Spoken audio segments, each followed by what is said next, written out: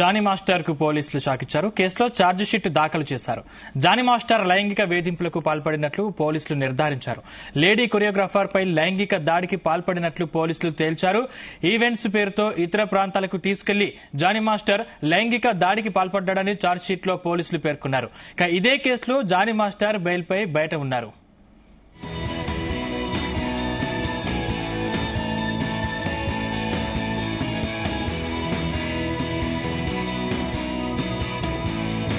ఇంకా Johnny master కి పోలీసులు షాక్ ఇచ్చారు. ఆయన దానికి సంబంధించి జానీ మాస్టర్ కేసులో ఛార్జిషీట్ దాఖలు చేసినట్టు తెలుస్తుంది. ఇదే అంశానికి సంబంధించిన మరింత సమాచారం మా క్రైమ్ బ్యూరో చీఫ్ రవితేజ అందిస్తారు. రవితేజ, జానీ మాస్టర్ ఇటీవలే నార్సింగి పోలీస్ స్టేషన్ లో జూనియర్ కొరియోగ్రాఫర్ తన పైన ఫిర్యాదు అందజేయడము, తను ఇమ్మీడియట్ గా ఫిర్యాదు అందుకున్నటువంటి వెంటనే వివిధ సెక్షన్ల కింద హరాస్మెంట్, లైంగిక వేధింపుల కింద పోలీసులు కేసు నమోదు చేసుకుని అరెస్ట్ చేయడం, అతను జైల్లో ఉండడము.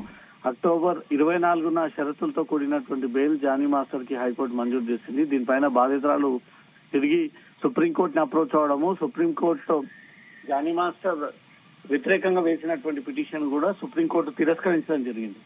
ఈ కేసుకు సంబంధించి ఇప్పటి వరకు పోలీసులు ఇన్వెస్టిగేషన్ చేసి ఇన్వెస్టిగేషన్ పూర్తవడంతో ఈ రోజు ఉదయాన్నే రాజేంద్ర నగర్ కోర్టులో జానీ మాస్టర్ వ్యవహారానికి సంబంధించి ఆ కేసులో అతని ఇన్వాల్వ్మెంట్ ఏ రకంగా వేధించసాగాడు, వీళ్లకు ఎలా పరిచయం ఏర్పడింది అనే దానిపై కూడా పూర్తి స్థాయిలో ఛార్జ్ షీట్ రూపంలో అధికారులన్నీ కూడా ఆ వివరాలన్నీ కూడా పొందుపరిచి కోర్టులో దాఖలు చేయడం జరిగింది. ఈ ఛార్జ్ షీట్ లో జానీ మాస్టర్ లైంగిక వేధింపులకు పాల్పడ్డట్టుగా కూడా పోలీసులు నిర్ధారణకు వచ్చి ఆ వివరాలన్నీ కూడా దాంట్లో మెన్షన్ చేయడం జరిగింది.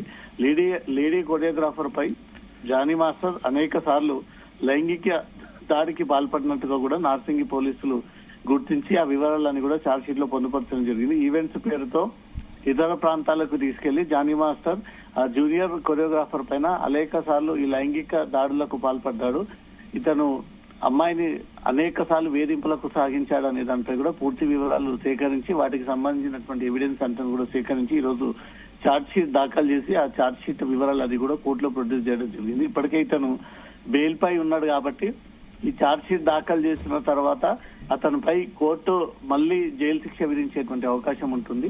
ఇప్పటి వరకు పోలీసులు సేకరించినటువంటి ఆధారాల్లో ఎక్కడ కూడా తన పైన లైంగిక వేధింపులకు పాల్పడ్డట్టు కూడా ఆధారాలు సేకరించలేకపోయారు కాబట్టి ఇప్పుడు ఛార్జ్ షీట్ లో ఆ వివరాలన్నీ కూడా మెన్షన్ చేయడం జరిగింది.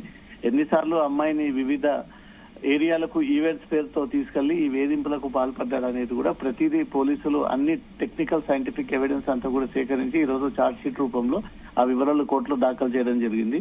జానీ మాస్టర్ పై ఈ రిలీజ్ అతనికి బెయిల్ ఇచ్చినటువంటి దానిపైన ఇప్పుడు అతను కండిషన్ బెయిల్ పైన బయట ఉన్నాడు. అతని బెయిల్ ని కూడా రద్దు చేసి మళ్ళీ అతను జైలు పంపించేటువంటి అవకాశం ఉంది. ఛార్జ్ షీట్ లో మాత్రం బలమైనటువంటి సాక్ష్యాధారాలని పోలీసులు పొందుపరిచి ఈ విషయాలన్నీ కూడా కోర్టులో దాఖలు చేసినట్టుగా తెలుస్తుంది. సందీప్.